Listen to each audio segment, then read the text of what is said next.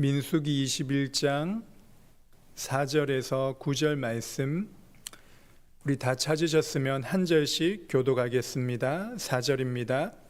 백성이 호르산에서 출발하여 홍해길을 따라 에돔 땅을 우회하려 하였다가 길로 말미암아 백성의 마음이 상하니라. 백성이 하나님과 모세를 향하여 원망하되 어찌하여 우리를 애굽에서 인도에 내어 이 광야에서 죽게 하는가? 이곳에는 먹을 것도 없고 물도 없도다. 우리 마음이 이 하찮은 음식을 싫어하노라 하매, 여호와께서 불뱀들을 백성 중에 보내어 백성을 물게 하심으로 이스라엘 백성 중에 죽은 자가 많은지라. 백성이 모세에게 이르러 말하되 우리가 여호와와 당신을 향하여 원망함으로 범죄하여 싸우니 여호와께 기도하여 이 뱀들을 우리에게서 떠나게 하소서. 모세가 백성을 위하여 기도하매, 여호와께서 모세에게 이르시되 불뱀을 만들어 장대 위에 매달아라. 물린 자마다 그것을 보면 살리라.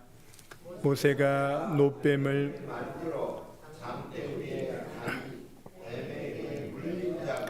놋뱀을 쳐다본즉 모두 살더라. 아멘. 이스라엘 백성이 광야에서 이동하는 가운데 왕의 대로가 있는 에돔 땅을 통과하려던 계획이 있었습니다.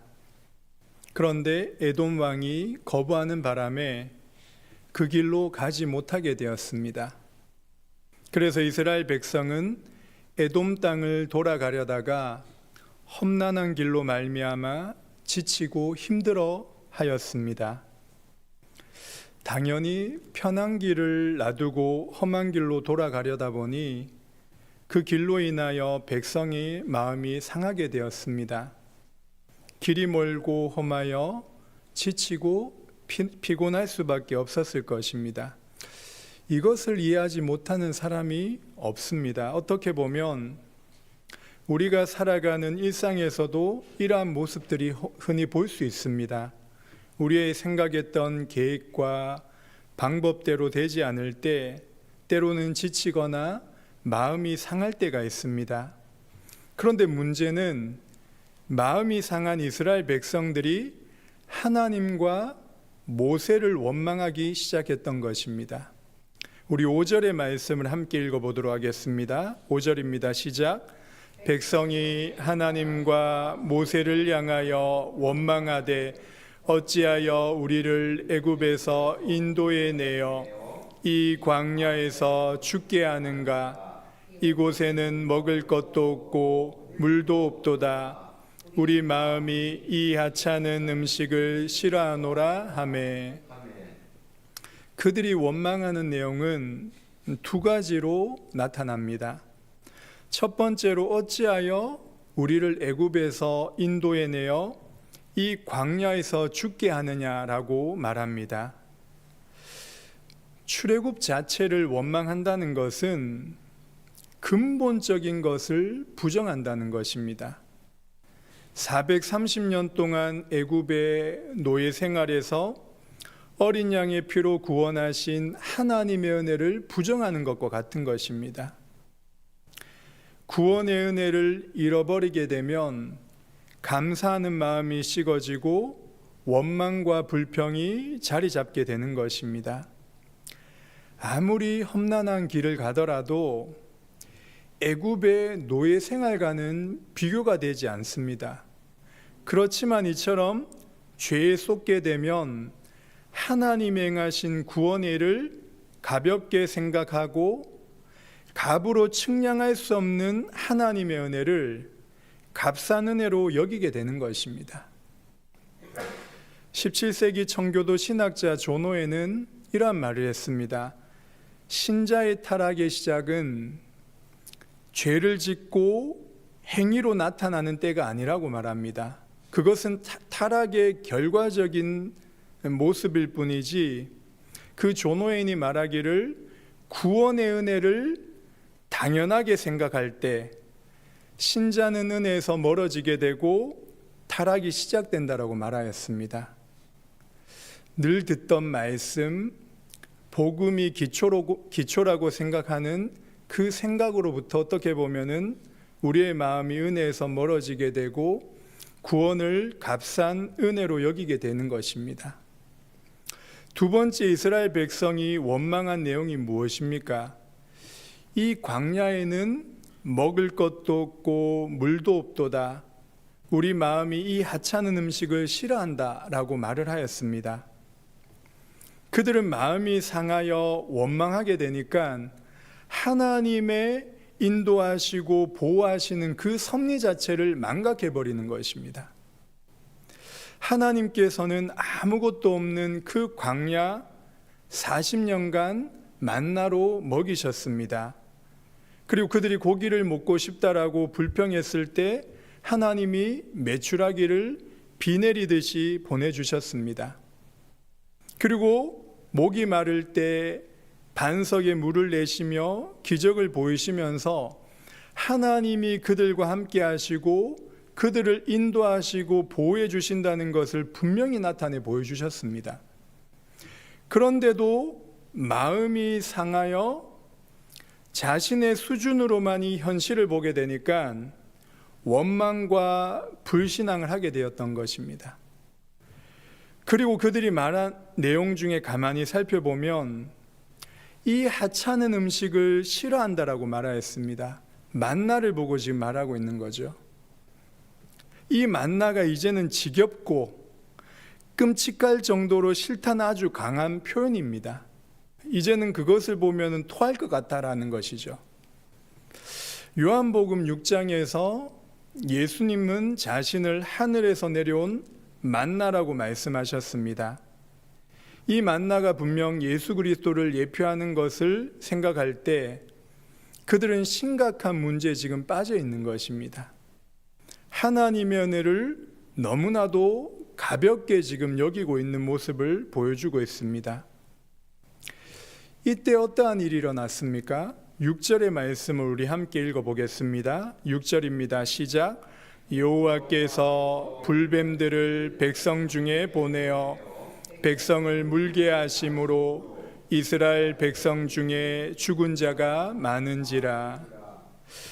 원망하고 불신앙하는 이스라엘 백성에게 하나님께서 불뱀을 보내어 물려 죽게 하셨습니다.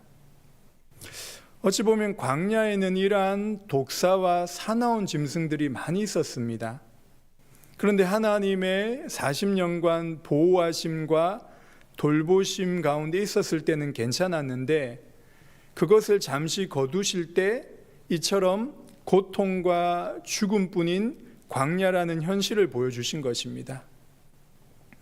많은 학자들은 이 불뱀에 물리면 불에 타는 듯한 고통을 느끼면서 죽었기 때문에 붙여진 이름이라고 추정합니다. 불뱀은 이처럼 죄의 성격이 얼마나 치명적이고 파괴적인 것임을 우리에게 보여주는 것입니다. 뱀에게 물린 자마다 다 죽듯이 죄에 속아서 죄의 종로로 타는 자는 반드시 죽는다는 것을 우리에게 보여주는 것입니다. 이처럼 영적으로 모든 인류는 지금 불뱀에 물려 죽어가는 인생들입니다. 선악과를 따먹은 아담과 하와의 죄로 말미암아 모든 사람은 원죄를 가지고 태어나며 죄 가운데 살다가 죄 가운데 죽을 인생입니다. 아무리 돈을 많이 벌어도 불뱀에 물려 죽어가면 아무 소용이 없는 것입니다. 아무리 건강하고 좋은 대학과 좋은 회사와 좋은 집에 산다고 하더라도 이 죄 문제를 해결받지 못하면 불뱀에 물려 고통 가운데 죽어가는 인생일 뿐임을 분명히 우리에게 보여주고 있는 것입니다. 이스라엘 백성들이 이렇게 불뱀에 물려 죽어가고 있을 때 어떻게 반응합니까? 7절의 말씀을 우리 함께 읽겠습니다. 7절입니다. 시작. 백성이 모세에게 이르러 말하되 우리가 여호와와 당신을 향하여 원망함으로 범죄하여 싸우니 여호와께 기도하여 이 뱀들을 우리에게서 떠나게 하소서. 모세가 백성을 위하여 기도하매. 이스라엘 1세대들과 다르게 지금 이 광야에서 태어난 2세대들은 즉각적으로 회개의 반응이 지금 나타납니다. 하나님이 주신 그 고통 속에 마음이 더 강팍하게 되지 않고 오히려 갈급한 부드러운 마음으로 자신의 죄를 깨닫고 회개하는 모습이 2세대들에게 나타나는 것입니다. 그들의 모습을 본 모세는 즉각 기도하였습니다. 그때 하나님께서 그냥 불뱀들을 사라지게 하는 문제를 즉각 해결해 주신 것이 아니라 불뱀에 물려 고통스러워하고 죽어가는 이스라엘 백성들에게 살 수 있는 길을 지금 말씀하셨습니다. 그것이 바로 8절과 9절의 말씀입니다. 우리 같이 읽어보도록 하겠습니다. 8절입니다. 시작. 여호와께서 모세에게 이르시되 불뱀을 만들어 장대 위에 매달아라. 물린 자마다 그것을 보면 살리라. 9절입니다. 모세가 놋뱀을 만들어 장대 위에 다니 뱀에게 물린 자가 놋뱀을 쳐다본즉 모두 살더라. 하나님께서 불뱀을 만들어 장대 위에 달라라고 말씀하셨습니다. 그리고 불뱀에 물린 자마다 그것을 보면 살 것이라고 분명히 말씀합니다. 그래서 모세는 놋으로 불뱀을 만들어 장대 위에 달았습니다. 불뱀에 물린 백성들은 그 놋뱀을 쳐다보고 모두 살게 되었습니다. 성경을 읽다가 이 내용만 보면 무슨 의미인지 잘 이해되지 않을 것입니다. 특별히 초신자나 성경을 잘 모르는 분들이 이 성경을 보게 되면 이게 무슨 말일까, 의미일까 의아해할 것입니다. 미신적으로 놋뱀이 불뱀을 물린 사람들을 낫게 하는 어떤 효과가 있는 것이 아닙니다. 이것을 통해서 나타내시는 하나님의 메시지를 보지 못하면 이스라엘이 왕정시대에 놋뱀을 만들어 우상숭배에 빠졌던 것처럼 그렇게 되는 것입니다. 감사하게도 신약성경 요한복음 3장에서 예수님이 니고데모와의 대화 속에 이 말씀을 잘 해석해 주셨습니다. 요한복음 3장 14절 15절에 보면 모세가 광야에서 뱀을 든 것 같이 인자도 들려야 하리니 이는 그를 믿는 자마다 영생을 얻게 하려 하심이니라. 그러니까 예수님께서 십자가에 죽으실 것을 말씀해 주시는 것이죠. 놋뱀은 분명히 예수 그리스도를 예표하는 것을 분명히 말씀해 주고 있는 것입니다. 그렇다면 어떤 점에서 이 놋뱀이 예수 그리스도를 나타내고 있는 것입니까? 놋뱀은 예수님의 죽으심을 가리킬 뿐만 아니라 예수님께서 어떠한 죽음으로 죽으실 것을 선명하게 나타내 보여주시는 것입니다. 놋뱀은 죄 있는 육신의 모양을 입고 이 세상에 오신 예수 그리스도를 나타내는 예표인데요. 그 놋뱀은 뱀의 모습이지만 뱀 자체는 아니었습니다. 마찬가지로 예수님은 비록 죄 있는 육신의 모양으로 이 세상에 오셨지만 죄는 없으셨던 것입니다.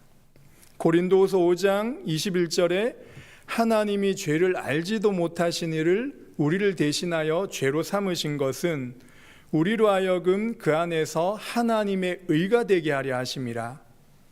하나님께서 우리를 대신하여 죄로 삼으신 것이 바로 놋뱀이 가리키는 의미인 것입니다. 그리고 이 놋뱀은 하나님의 심판을 상징하는 것입니다. 구약 성경의 놋은 하나님의 심판을 상징하는 동시에 그 심판을 견디는 강함을 나타내 주는 것입니다.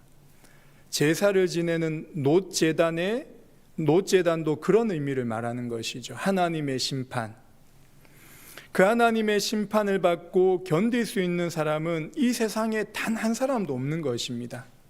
그렇지만 예수님은 그 심판을 견디어내셨습니다. 이것이 바로 놋뱀으로 상징되는 그리스도를 나타내 보여주시는 것이죠. 그리고 장대에 달린 놋뱀은 죽은 뱀을 상징하고 있습니다. 이처럼 장차 오실 메시아가 그렇게 높이 나무에 달려서 하나님의 심판을 받아 죽게 될 것을 예표해 주고 있는 것입니다. 신명기 21장 23절에 보면 나무에 달린 자는 하나님께 저주를 받았다라고 말씀합니다. 나무에 단다는 것은 하나님의 저주를 받았다는 의미이기도 합니다.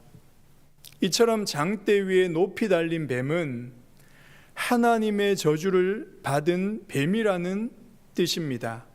우리의 구주 되신 예수님께서 십자가에 달리셨다는 말은 순교자들과 같은 그런 죽음이 아니라 하나님의 저주를 받아 죽으셨다는 뜻입니다.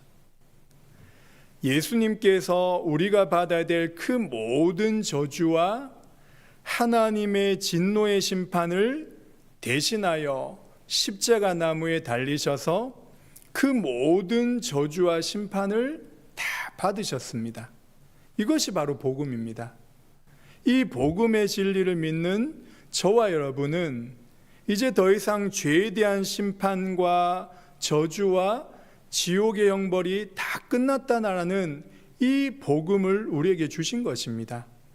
그래서 예수님께서도 십자가상에 마지막으로 말씀하신 것이 무엇입니까? 다 이루었다라고 말씀하신 것입니다. 사도 바울이 이 복음을 깨닫고 갈라디아서에서는 어떻게 기록합니까? 3장 13절에 그리스도께서 우리를 위하여 저주를 받은 바 되사 율법의 저주에서 우리를 속량하셨다라고 말씀합니다. 그러면 장대에 매단 놋뱀을 쳐다보는 자는 산다는 것은 우리의 구원을 관련해서 어떠한 것을 지금 말해주고 있는 것입니까? 불뱀에 물린 자 가운데서 놋뱀을 바라보는 자는 다 살아나듯이 십자가에 달리신 그리스도를 바라보고 믿는 자는 누구든지 구원을 받게 된다는 것입니다. 창기나 세리나 흉악한 죄인들이나 심지어 마약 환자나 동성애자들이나 어떠한 죄인이든지 이 그리스도의 십자가를 믿는 자는 구원을 받는다는 것입니다. 이것이 바로 죄인을 구원하시는 하나님의 유일한 방법이기 때문입니다. 다른 어떠한 방법은 이 세상에 존재하지 않는 것입니다. 오직 한 길, 그리스도와 그의 십자가만이 유일한 구원의 길이 되는 것입니다. 다른 길과 다른 방법과 다른 복음을 말하는 것은 바로 거짓된 종교를 우리에게 보여주고 있는 것입니다. 이처럼 우리의 구원의 원인은 우리 자신에 있지 않다고 분명히 말씀해 주고 있는 것입니다. 예수 그리스도께서 우리를 대신하여 십자가에 달려 하나님의 심판을 받으셨다는 사실에 구원의 모든 원인이 있는 것입니다. 우리가 쳐다보고 믿었다고 해서 그것이 구원의 원인이 되지 않는 것입니다. 우리의 구원의 모든 공로는 오직 예수 그리스도 그분께서 행하신 일에 있기 때문인 것입니다. 이 복음을 날마다 우리 자신에게 전하고 나누며 깊이 체험하게 될 때 우리는 복음의 사람으로 살아가게 되는 것입니다. 반대로 이 복음 중심으로 신앙생활을 하지 않으면 결국 생명 없는 종교 생활에 빠질 수밖에 없게 되는 것입니다. 신앙이란 어떻게 보면 해석하는 관점이기도 합니다. 똑같은 상황과 현실 앞에서 한 사람은 자기 중심적으로 생각하고 해석합니다. 그것이 바로 선악과를 따먹고 눈이 밝아진 죄인들의 모습, 즉 하나님처럼 선과 악을 판단하는 자리에서 생각하고 말하고 행동하며 비난하고 비방하는 것입니다. 그것은 결국 하나님의 말씀과 은혜 안에서 감사함이 없이 살게 되며 결국 현실을 볼 때마다 자신의 선과 악의 기준에서 원망과 불신앙하는 그 자리가 딱 자리 잡게 되는 것입니다. 결국 맞는 말처럼 보이지만 생명이 되지 않으니까 영혼의 상태는 불신앙 가운데 벗어나지 못하는 이스라엘 백성들처럼 그 자리를 맴돌며 신앙이 자라나지 않는 것입니다. 그러나 은혜를 사모하며 지속하는 사람들은 문제와 현실을 복음 중심으로 생각하고 해석하게 되는 것입니다. 육신의 몸이 좀 불편하고 다른 사람과의 관계 속에 부딪힐 때 육신의 감정에 쉽게 빠져들지 않고 주의 뜻과 인도하심을 구하며 살아가게 되는 것입니다. 그리고 때로는 연약하여 실수하고 넘어지더라도 다시 죄를 깨닫고 회개하며 그리스도의 십자가를 바라보며 다시 일어설 수 있게 되는 것입니다. 오늘 하루 동안 우리는 수많은 일들 앞에서 우리의 감정이 요동치게 될 것입니다. 마음이 상하는 일 앞에서 원망하는 말이 올라올 때, 그리고 세상과 사람들에 대한 분노의 감정이 일어날 때마다 장대에 매달린 노뱀의 실제이신 그리스도의 십자가를 바라보는 그런 참된 성도가 되시기를 주님의 이름으로 간절히 기도합니다. 기도하겠습니다. 하나님 아버지, 은혜와 사랑을 진심으로 감사드립니다. 우리 모두 불뱀과 같은 죄에 속아서 죽게 된 인생들이었음을 고백합니다. 그러나 노뱀이 장대 위에 매달린 것처럼 그리스도께서 우리를 대신해 십자가 나무에 달리셔서 모든 죄와 저주와 심판을 받으셨습니다. 이 복음의 내용을 마음 깊이 새기며 살아가게 인도하여 주옵소서. 강야와 같은 인생길을 걸어갈 때 마음이 상하여 원망하고 불신앙이 올라올 때마다 그리스도의 십자가를 바라보며 주를 더욱 의지하게 하옵소서. 순간순간 우리의 죄를 깨닫게 하시고 회개하며 그리스도를 믿는 믿음으로 굳건히 설 수 있도록 성령께서 도와 주옵소서. 육신의 질병 가운데 있는 성도님들을 기억하여 주셔서 주의 은혜와 위로로 함께하여 주옵소서. 그 고통 속에서도 그리스도의 십자가를 바라보며 믿음이 더욱 견고해지는 놀라운 은혜를 부어 주옵소서. 감사드리며 예수님의 이름으로 기도합니다. 아멘. 기도하시다가 돌아가시기 바랍니다.